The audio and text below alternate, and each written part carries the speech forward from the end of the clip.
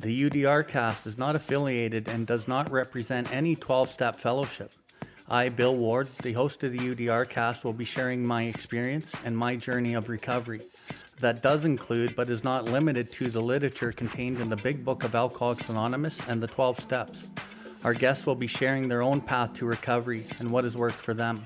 The UDRcast encourages and supports all paths to recovery.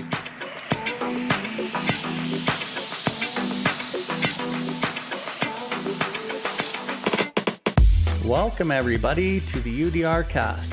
UDR stands for Uncover, Discover, and Recover.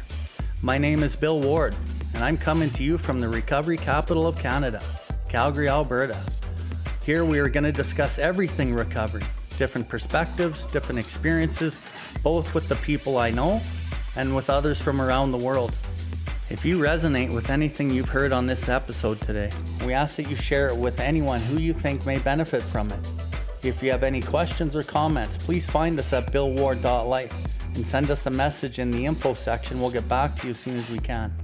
If you are interested in more recovery content, you can find the buttons for the YouTube channel and other social media outlets on the homepage, and you will be redirected to those platforms. We can recover, one person, one family, one community at a time.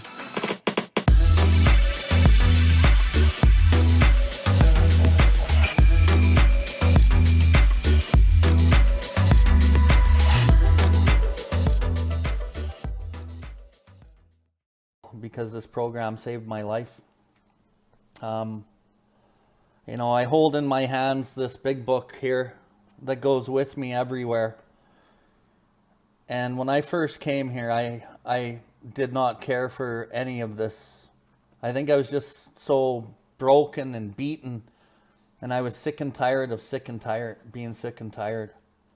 But today, I live a way different life. My life is so different today. But it's all because of the program. It's because of the step work. It's not because really the meetings. It's not really because of the philosophy of God. It's because of the practical application of what this book allows me to implement in my life. I'm from Calgary, Alberta, Canada, born and raised. I'm half First Nations and half white. I grew up in not the greatest environment. I don't really remember my mom being around too much. I was living with my dad. My dad is full-blood Cree native. He was alcoholic addict, so I was living with him. I have a brother who's 11 and a half months younger. We both lived with him. My first recollection really is, what I remember is my dad being an alcoholic and smashing shit in the house. He never physically touched my brother or I in his alcoholic raging, but to be a witness to that was pretty impactful to my psyche. He knew that he couldn't handle raising us being in that state. There was something in him that told him, you can't do this. So my dad gave us up to my grandmother, who on my mom's side, so my white grandmother, and my grandmother raised my brother and I for the next 2 years. My mother, unbeknownst to me, was trying to get her shit together. She had some mental health issues. I think she might have had some of her own addiction struggles.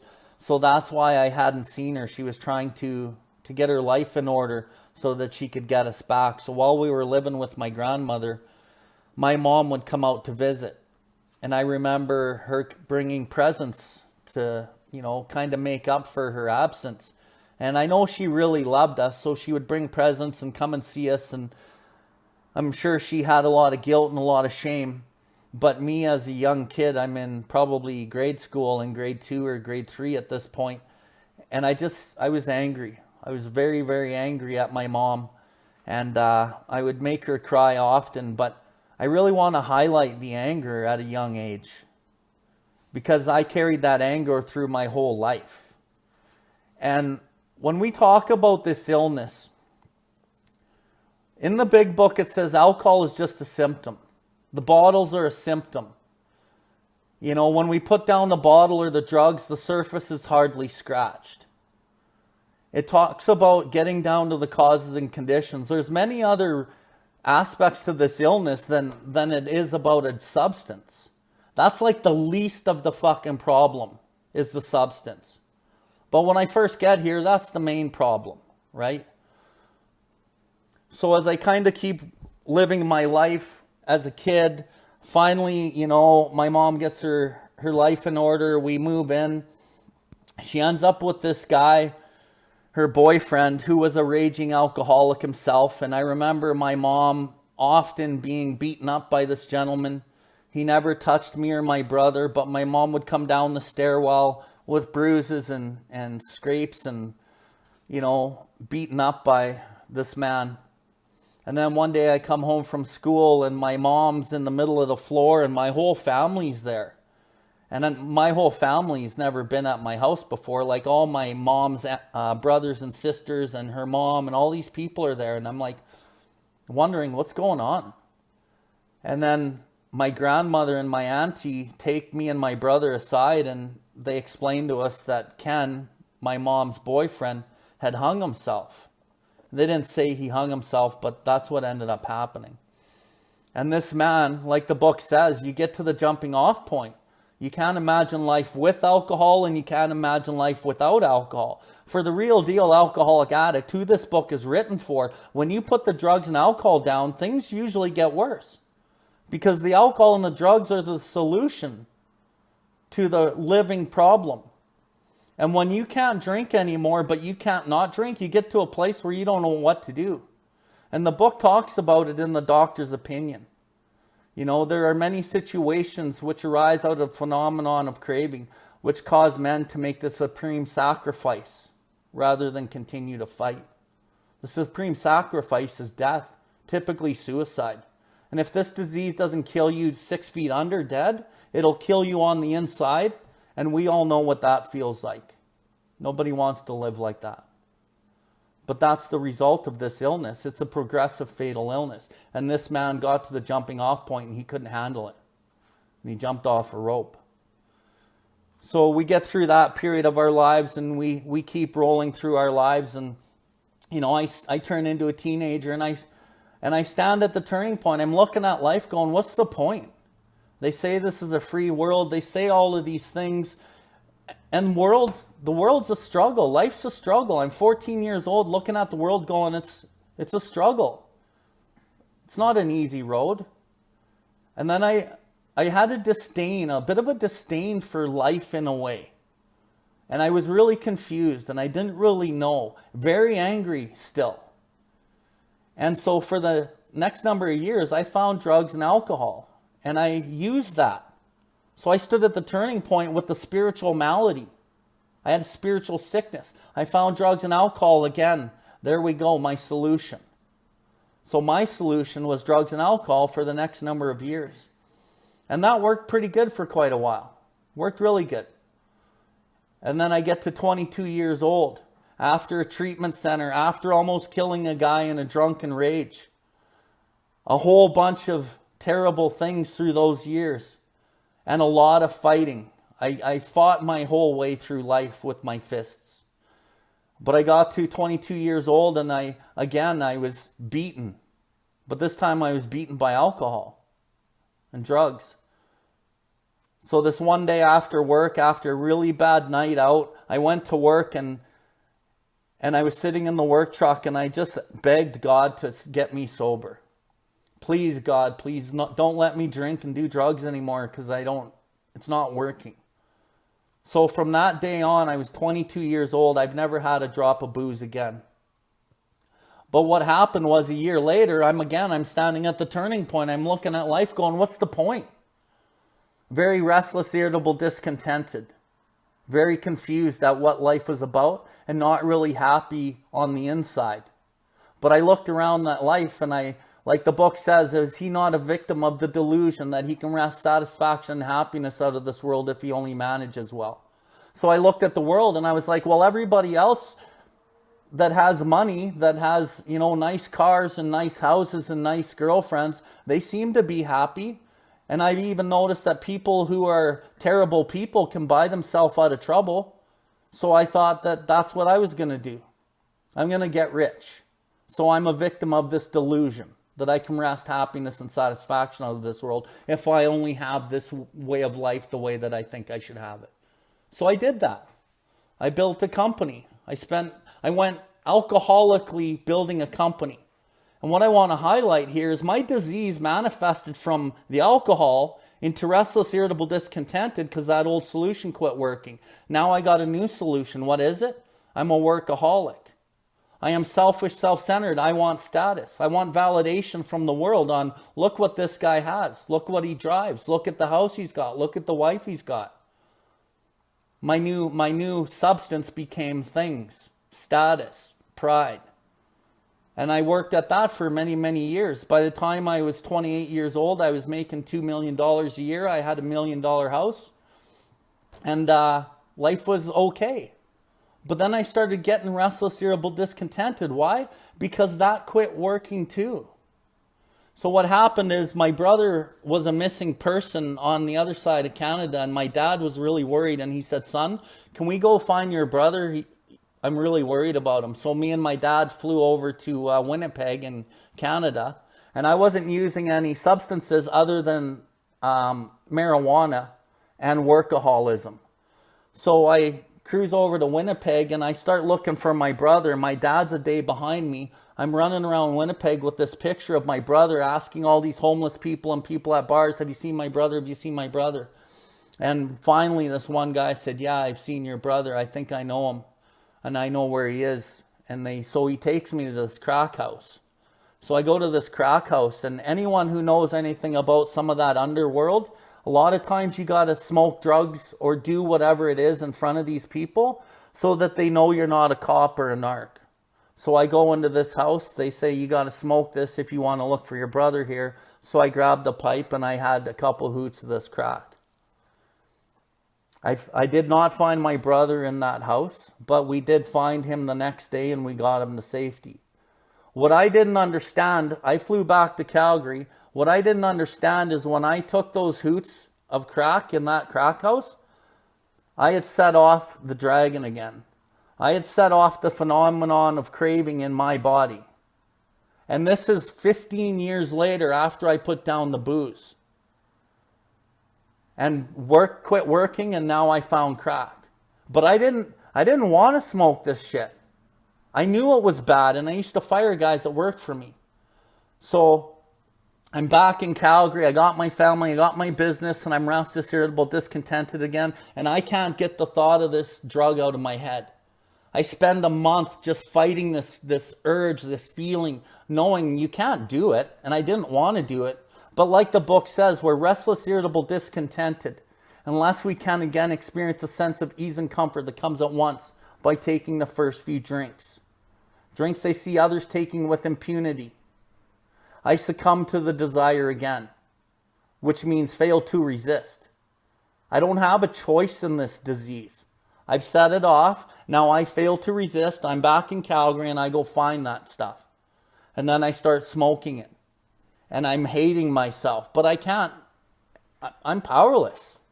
So over that year, I smoke it a little bit here and a little bit there and a little bit here, a little bit there, being very deceitful and dishonest with my family. And then over the next 4 years, I systematically destroyed my life. I lost my house, my $1 million house. My company at this point was making $3 million a year. I lost my company. I put about $500,000 in cash in the end of that crack pipe. I lost my family. I lost everything. I made my family homeless. I was a broken shell of a human being because crack quit working too. But I was powerless. So while I was still using, I asked my dad, who had been in the program for probably 30 years at that time. All this time I'm burning my life down. I could have asked my dad to help me, but I had too much pride and fear. It's the pride and fear that kept me away. And I even Googled the program many times, but I couldn't pick up the phone because I had too much fear of what people would think. And I can do this. I can beat this. But finally, I got beaten into a state of reasonableness. Sometimes this is a tedious process, like the book says. Tedious means long and painful.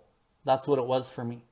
So my dad, I asked him, Dad, can you take me to a meeting? And he says, yes, son, I've been waiting 30 years for you to ask me that. So he takes me to my first meeting. I ended up going to 5 meetings a day for the first month because I needed to be separated from that substance. And the meetings gave me some hope because I really wanted to die. I didn't have my family. I didn't have any of the things I'd built up. I had nothing. I was driving a $500 beater by this point. I had borrowed a trailer so I could park it on my foreclosed property, plug it into the power that I couldn't pay for, and I lived in a trailer plugged into power with no heat until winter came. And I did this program, just meetings for the first while, and then I had heard about sponsorship. So I was like, I go to this speaker meeting because I was really miserable one day. My dad takes me to a speaker meeting and I see this guy at the front of the meeting and looks like he runs the place. Looks like he owns AA. He's all dressed up, pretty fancy. Everyone's kind of, looking at this guy, and then he starts speaking and I'm like, who is this guy? And my dad's like, he's just another alcoholic addict just like you and me. I'm like, no way. So I didn't relate with him at all because he looked too fancy. But then he starts sharing his story. And he starts sharing the feelings that he had before he picked up. He started sharing the guilt and the shame. He could explain many things that I could not otherwise account for. He was explaining me. And I was just like floored. And at the end of his speaker meeting, I asked my dad, I said, this guy would be a great sponsor, hey, for somebody, because I had heard about sponsors. He's like, son, go ask him.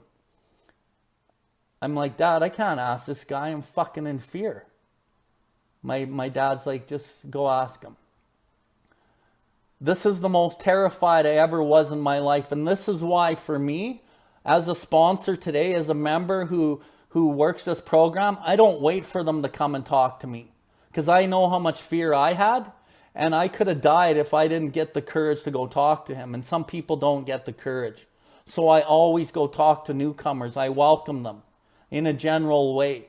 And over time, we can develop a relationship, and maybe I get to sponsor him, or maybe somebody else can. But at least I can make him feel welcomed and loved. I do not wait for people to come and talk to me. It's my job. It's my duty. Like the book says, intelligent agents, spearheads of God's ever-advancing creation. I am to be a spearhead for God's ever-advancing creation of love. So we go and we extend our hand out. So I work the steps with this guy. I ask him, can you sponsor me? He says, yes, meet me at this coffee shop every Wednesday at 5 o'clock. So I met him every Wednesday at 5 o'clock. I went through this book, and I did not want to go through this book. I hated the word God. I hated every part of it. But you know what? As I became alcoholic, crushed by a self-imposed crisis I could no longer postpone or evade, I had to fearlessly face the proposition that this program was going to be everything. God was going to be everything or nothing. What was my choice to be? I had postponed and evaded this for years. I had nowhere to go. They say this program is the last house on the block. It was the last house on the block. I had nowhere else to go. But I believed in my sponsor. I believed that this man cared about me. And I had nowhere to go, thank God. So I just kept going through this literature. And I remember seeing We Will Be Reborn and launched into the 4th dimension of existence. And I was like, what is this shit? Why would they put this in there? Like, is this like a brainwashing place to get me to believe in this religious God or something? But I just did it anyway. And I got to step 4, and you know what? Everything changed. I started realizing I wasn't just a terrible alcoholic addict. I wasn't a terrible human being. There was a lot of reasons why I was being the way I was. I suffered, the causes and conditions where I suffer a spiritual malady. If when you honestly want to, you find you cannot quit entirely. Or if while using, you find you cannot stop. You have little control in the amount you take. You're probably an alcoholic addict. You may be suffering from an illness which only a spiritual experience can conquer. I was suffering from a spiritual sickness that only a spiritual experience could conquer. And I got to see the truth of what my illness was in the 4 and the 5. And the cool thing was, you know what? I can change. That's what step 6 is about. I think step 6 is the most important step in this program, hands down. It's the most important single step in this whole program because it actually is God's will. Learning what God's will is. Step 6 and 7 are so overlooked, but they're the 2 most important steps in this program. If you're new or you're struggling, or you're in sobriety and you're struggling, you don't understand step 6 and 7, I would grab onto somebody that really knows what they're talking about and follow their lead. Where's it worked? It's worked in step 10. In the original manuscript that Bill W. wrote, before they edited the first 100 edited, in the original manuscript, Bill wrote, "Rarely have we seen a person fail who has thoroughly followed our directions." Later in that, how it works, he wrote, "If you want what we have and you are ready to follow directions." This book is about clear-cut directions. The theory of God will not get me sober and it will not keep me sober. The theory of God could keep me sober for a year, maybe 2, but the theory of God will one day give way for some trivial reason for having a drink. Because the ego is powerful. The ego can attach to the idea of God. That's why in the Roland Hazard story, when Roland said, "Oh, I got God, Carl Jung. I can do this." And Carl Jung smashed his belief and said, although your religious convictions are very good, your theory of God, it does not spell the necessary vital spiritual experience, Roland. The vital spiritual experience is contained within the practical application of the directions of this book. It talks about in the book, we need God to work in and through us 24 hours a day. This book allows that to happen, not on a theoretical level. It happens on a practical application level, and then it allows me to get closer to God because I'm working what the actual program is.